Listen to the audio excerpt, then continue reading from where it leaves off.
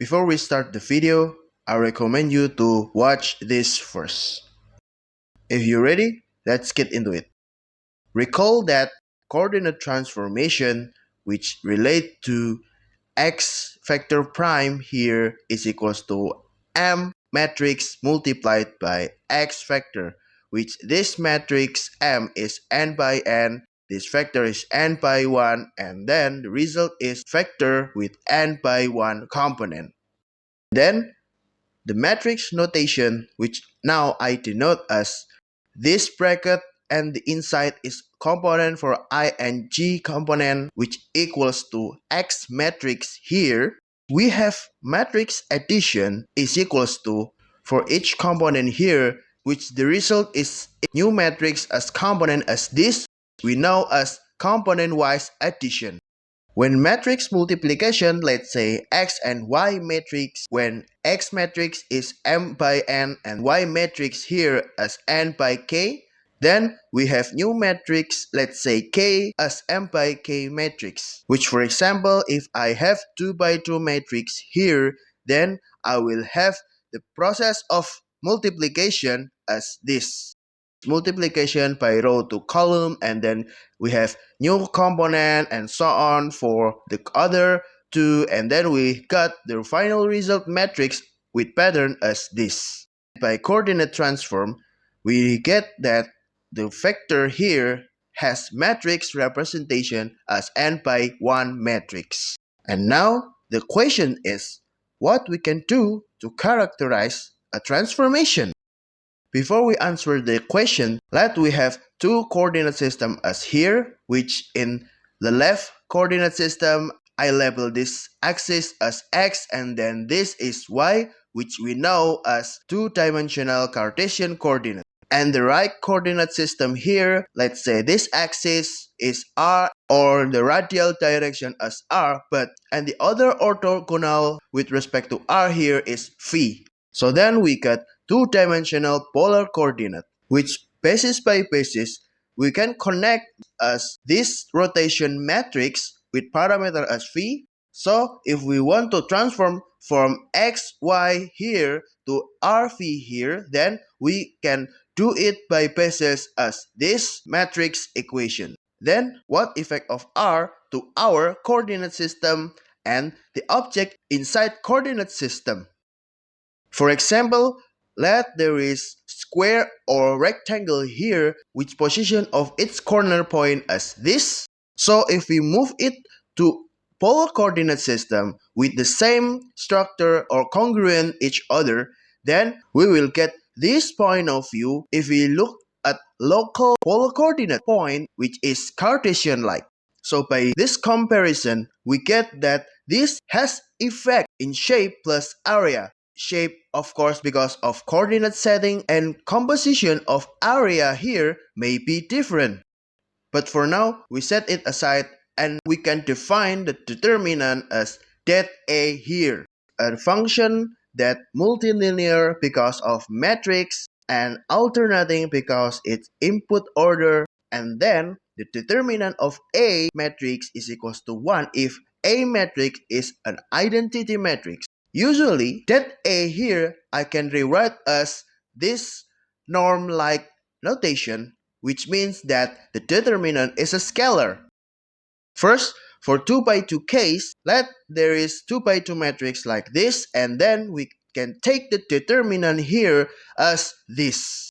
For 3 by 3 case, we have this 3 by 3 matrix, and let's say it's M matrix, so we have determinant of M is equals to this. In this notation, I rewrite the determinant of 2 by 2 matrix as bracket like norm notation before. This result we can generalize to higher n by n matrix. So if we have m by n matrix here, we can determine the determinant itself because it's not a square matrix.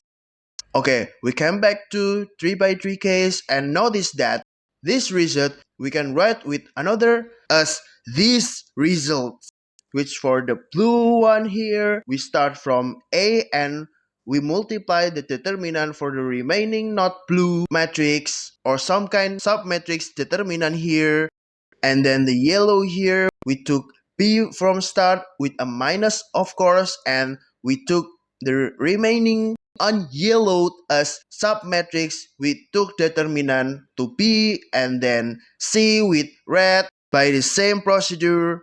And fun fact, we can start the pattern like before with a long row, not only along the column, just like the last equality here.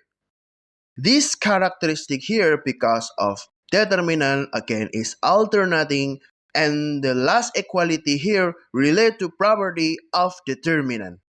So for general n by n matrix, we can get determinant A as this summation, which is A here is about the component of row and column by its index, and the Sn here is set of permutation or all collection of combination permutation.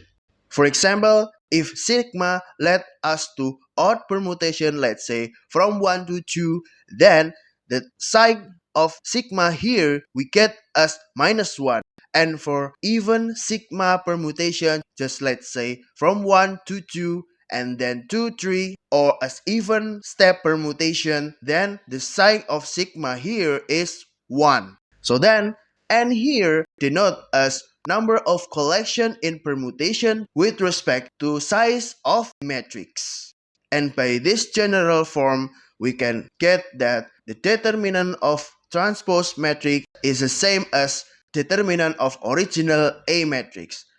The determinant of inverse matrix is 1 over determinant of original matrix.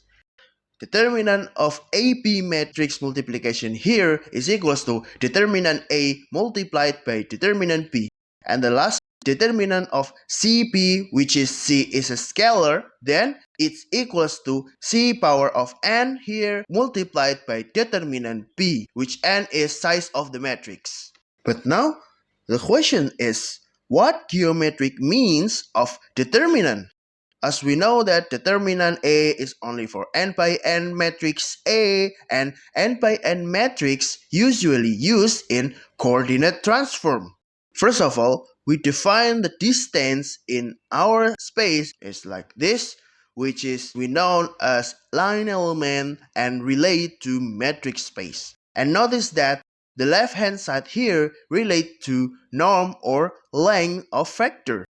So if we rewrite the dot product here, we can rewrite as this transpose notation, which is in middle of both vector. We can place I, which is I is identity matrix, so we can get the result as this. This I matrix here can relate to metric tensor in metric space, which in physical means x dot x here is stays same for every coordinate system. So that means in this case, the I matrix here is metric tensor for Cartesian-like coordinate system. So because of it stay the same under coordinate transformation, then we can took the coordinate transformation as this with result as this too. For example, if we have two-dimensional Cartesian and polar coordinate and I want to transform from Cartesian to polar coordinate, then we took the infinitesimal line element here as this definition, which is like this for Cartesian coordinate. And then by basis transformation from Cartesian to polar by this matrix, we will get relation from xy to RV as this. And by this, the differential of dx and dy in R and V, we will get as this. And notice that this thing is vector-like. So in the future, this result will lead us to differential geometry. So the result of partial differentiation as this, and by matrix notation as this.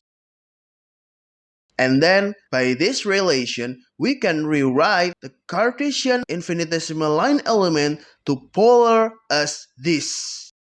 So in metric space point of view, Cartesian has metric tensor as I matrix, but for polar here, we will get the metric tensor as this matrix.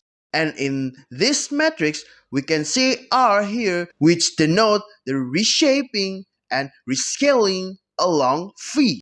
So if we take this transformation matrix determinant, let's say R, then determinant R here is equals to R, which R here state about rescaling in metric tensor that help from I matrix to polar metric tensor, which by previous video, this what we know as Jacobian.